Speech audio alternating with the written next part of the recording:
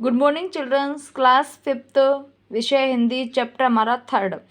जैसे कि हमारा next day question chapter 1st clear हुआ था, कंप्लीट हो गया था। अब आप कहेंगे मैम आपने सेकंड चैप्टर क्यों नहीं पढ़ाया? क्योंकि हमारा 5th क्लास का जो सिलेबस है वो गवर्नमेंट ने 50% कर दिया है। इसलिए बुक में से कुछ चैप्टर हटा दिए गए हैं जो हमें नहीं पढ़ने हैं। इसलिए हमारा फर्स्ट चैप्टर दिया हुआ है, सेकेंड चैप्टर हमारा हटा दिया है। अब हम पढ़ेंगे चैप्टर 3rd। चैप्टर 3rd का नाम है अपनी वस्तु। देखिए, सबसे पहले मैं आपको इसको अलग नहीं लिखाऊंगी, शब्दार्थ आपको इसी में एक बार समझाऊंगी, ठीक है। देखिए, उद्यत, उद्यत का मतलब है तैयार। स्वामी, स्वामी का मतलब है मालिक। स्वामित्व, स्वामित्व का मतलब है हक या अधिकार। दलील देना, दलील देना का मतलब है बात रखना। परोपकारी, परोपकारी का मतलब है दूसरों का भला करने वाला। सदैव, सदैव का मतलब है हमेशा। संबोधित, संबोधित का मतलब है कहना। भद्र पुरुष, भद्र पुरुष का मतलब है भला आदमी। नेक्स्ट आगे देखिए, डटकर खाना, डटकर खाना का मतलब है भर पेट खाना, पेट भरकर खाना। मस्तिष्क, मस्तिष्क का मतलब है दिमाग। देखिए, तत्पश्चात, तत्पश्चात का मतलब है उसके बाद। निवृत्त होना, निवृत्त होना का मतलब है निपटाना, समाप्त करना। देखिए चिल्ड्रंस, आगे देखिए, संपत्ति, संपत्ति का मतलब है धन दौलत। मूल्यवान, मूल्यवान का मतलब है कीमती। लोक, लोक का मतलब है यह संसार। परलोक, परलोक का मतलब है दूसरा लोक या स्वर्ग। अपेक्षा, अपेक्षा का मतलब है बजाय, इसके बजाय, इसकी अपेक्षा। देखिए चिल्ड्रंस, अब हम चैप्टर पढ़ेंगे। देखिए, सबसे पहले हम पढ़ेंगे पाठ का परिचय। इस पाठ के माध्यम से लेखक यह बताना चाहता है कि लालच नहीं करना चाहिए। लालच से मनुष्य बुरा कर्म कर बैठता है तथा अपनों का ही दुश्मन हो जाता है। मतलब हमें लालच नहीं करना चाहिए। लालच करने से जो व्यक्ति है अपने परिवार वालों का ही दुश्मन बन जाता है। जैसे ये दोनों भाई जमीन पर अपना अपना हक जताकर लड़ाई कर रहे थे। महात्मा ने बड़ी आसानी से दोनों को समझा दिया कि हमें आपस में झगड़ना नहीं चाहिए, क्योंकि संसार की कोई वस्तु हमारी नहीं है। केवल भजन कीर्तन तथा अच्छे कार्य ही हमारे साथ हमेशा रहते हैं। कि हमें इस संसार में कोई भी वस्तु हमारी नहीं है। जो भजन भक्ति है, भगवान का नाम है, और हमारे अच्छे कार्य ही हमारे साथ हमेशा रहते हैं। देखिए चिल्ड्रंस, आगे, एक महात्मा जी कहीं जा रहे थे। मार्ग में उन्होंने एक स्थान पर दो व्यक्तियों को ऊंची आवाज में बोलते सुना।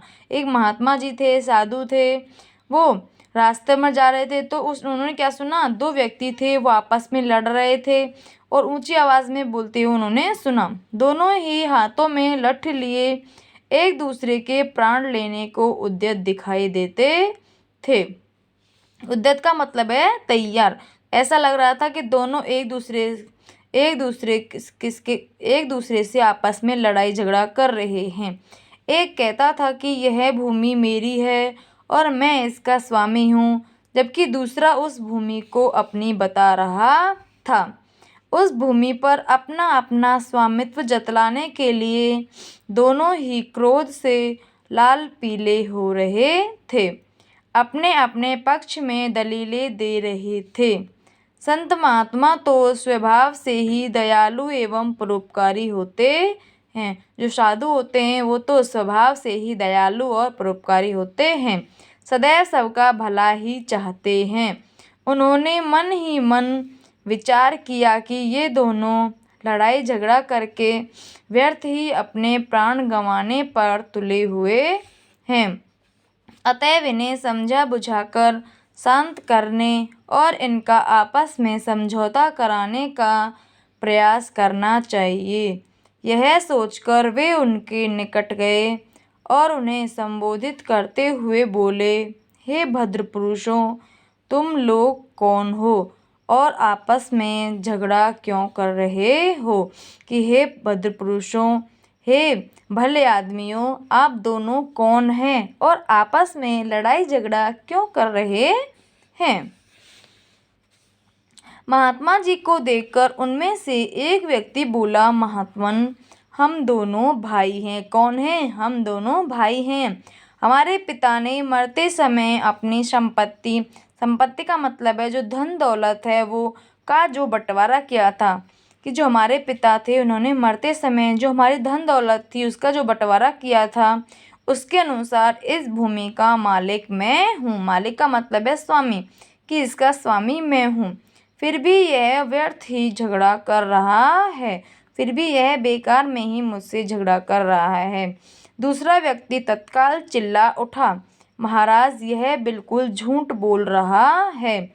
यह भूमि इसके भाग में नहीं बल्कि मेरे भाग में आती है। जो ये भूमि है ये इनके हिस्से में नहीं बल्कि मेरे हिस्से में आती है, इसलिए इसका असली मालिक मैं हूँ। यह झूठ मूठ ही इसे अपनी बतलाकर और मुझे डरा धमका कर इसे हड़पना चाहता है, मतलब मुझसे छीनना चाहता है।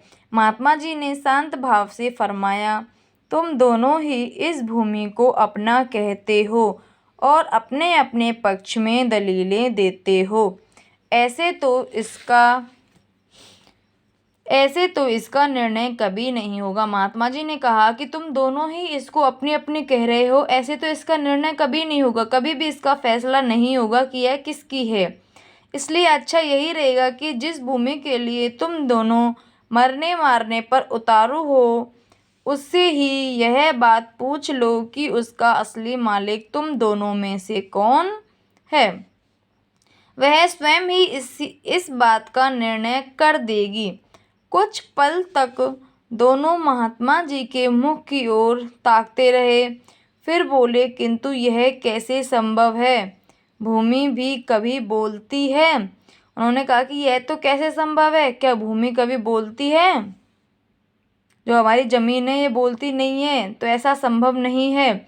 महात्मा जी ने उत्तर दिया, हाँ, वह अवश्य बोलती है, परंतु उसकी आवाज़ तुम लोग नहीं सुन सकते, हम सुन सकते हैं। किंतु यह बताओ कि भूमि जो भी निर्णय देगी क्या वह तुम दोनों को मान्य होगा? दोनों भाई इस बात पर राजी हो गए। तब महात्मा जी बोले, मुझे बहुत जोरों की भूख लग रही है, पहले मुझे भोजन कराओ। वे बोले, भूमि पर निर्णय हो जाए फिर आपको डटकर खाना खिलाएंगे। डटकर का मतलब है पेट भरकर खाना खिलाएंगे। महात्मा जी ने कहा, भूमि का निर्णय तो हो ही जाएगा, वह कहीं भागे थोड़ी जा रही है कि भूमि का तो निर्णय हो जाएगा। क्या जमीन कहीं थोड़ी भाग रही है? पहले भोजन हो जाए ताकि मस्तिष्क का मतलब है दिमाग, ताकि मन मस्तिष्क कुछ ठिकाने आए। इसलिए तुम दोनों अपने घर से भोजन ले आओ, तब तक हम यहीं बैठे हैं। यह कहकर महात्मा जी एक पेड़ की छाया में बैठ गए। दोनों भाई घर गए और अपने अपने घर से भोजन बनवाकर ले आए। महात्मा जी ने उन दोनों को बैठ जाने को कहा। तत्पश्चात उन्होंने भोजन के 3 भाग किए और दोनों भाइयों को भोजन करने का आदेश देकर स्वयं भी भोजन करने लगे। इस प्रकार ऊपर की सब बातचीत तथा भोजनादि से सब लगभग 2 घंटे लग गए। महात्मा जी की इस समस्त कार्रवाई का उद्देश्य केवल यह था कि दोनों का क्रोध कुछ कम हो जाए, जो दोनों में को गुस्सा था वो कुछ कम हो जाए, ताकि उन्हें समझाया बुझाया जा सके, ताकि उनको समझा सकें। जब उनका क्रोध शांत हो जाएगा, उनका गुस्सा शांत हो जाएगा तो वो को समझ पाएंगे। और हुआ भी यही। वे दोनों सब जब भोजन से निवृत्त हुए तो काफ़ी शांत थे। उन्होंने महात्मा जी के चरणों में विनती की, महाराज, यह भूमि तो कुछ बोलेगी नहीं, इसलिए आप ही हमारा निर्णय कर दीजिए कि महाराज ये जो ज़मीन है ये तो कुछ बोलेगी नहीं, इसलिए आप ही हमारा निर्णय कर दीजिए। महात्मा जी ने कहा, हम इस भूमि से पूछकर इसका निर्णय करते हैं। यह कहकर उन्होंने अपना कान भूमि के साथ लगाया, मानो कुछ सुनने का प्रयत्न कर रहे हों। कुछ देर तक तो वे भूमि के साथ कान लगाए रहे, फिर सीधे बैठ गए और गंभीर वाणी में बोले, यह भूमि तो कुछ और ही कह रही है। दोनों भाई, महाराज, भूमि क्या कह रही है? साधु बोले कि जमीन तो कुछ और ही कह रही है।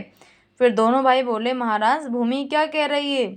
महात्मा जी ने कहा, यह भूमि कहती है कि ये दोनों व्यर्थ ही मेरे ऊपर अधिकार जमाने के लिए झगड़ा कर रहे हैं। कि ये दोनों, भूमि कह रही थी कि ये दोनों जो भाई हैं, ये बेकार में ही मेरे ऊपर अपना अधिकार जमा रहे हैं, क्योंकि मैं इन दोनों में से किसी की भी नहीं हूँ। हाँ, ये दोनों अवश्य मेरे हैं। मैंने इनकी कई पीढ़ियों को पाला है और जाते हुए भी देखा है। धरती कह रही थी कि मैं इनमें से किसी की नहीं हूँ, लेकिन हाँ, ये मेरे जरूर हैं। महात्मा जी की बात सुनकर दोनों भाई बड़े लज्जित हुए और महात्मा जी के चरणों में गिर पड़े। महात्मा जी ने लोहा गर्म देखकर चोट की और उन्हें समझाते हुए कहा, तनिक विचार करो कि जिस भूमि के लिए तुम लोग आपस में झगड़ा कर रहे हो, क्या वह आज तक किसी की बनी है? महात्मा जी ने कहा कि जिस जमीन के लिए तुम लड़ रहे हो, क्या वह जमीन आज तक किसी की भी हुई है जो तुम लोगों की बन जाएगी? मनुष्य मेरी मेरी कहकर व्यर्थ यत्न करता है कि जो इंसान है वो बेकार में ही प्रयास करता है कि यह मेरी है, यह मेरी है। यह नहीं सोचता कि इनमें से कुछ भी मनुष्य का अपना नहीं है। वो बेकार में सोचता है जो ये सारी वस्तुएं इस धरती पर, उसमें से कोई भी मनुष्य की नहीं है। बड़े बड़े छत्रपति राजा भी इन्हें अपना अपना कहकर चले गए, परंतु साथ क्या ले गए? कुछ भी नहीं। वे जैसे खाली हाथ संसार में आए थे, वैसे ही खाली हाथ इस संसार से चले गए। तुम लोग भूमि के इस छोटे से टुकड़े के लिए झगड़ा करके अपने अनमोल जीवन को नष्ट करने पर क्यों तुले हुए हो? महात्मा जी ने कहा कि जो जैसे आया था वैसे ही चला गया, तो फिर तुम इसके लिए क्यों झगड़ा कर रहे हो? यह भूमि न तुम्हारी है न तुम्हारी बनेगी।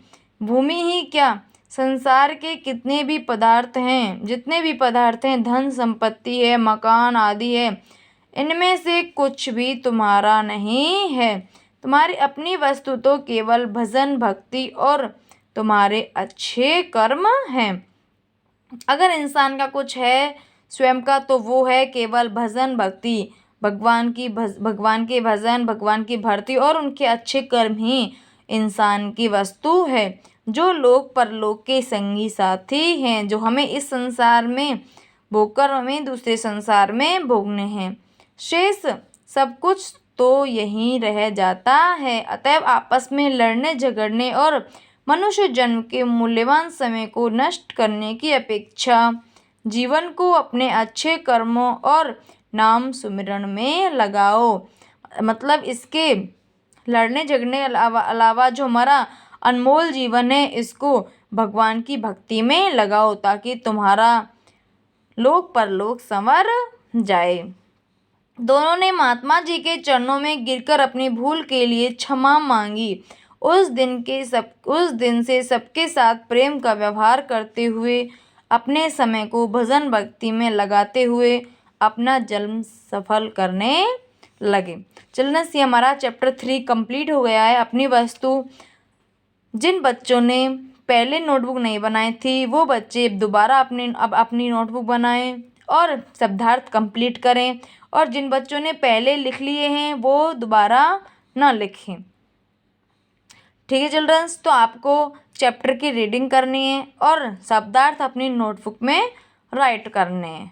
Thank you.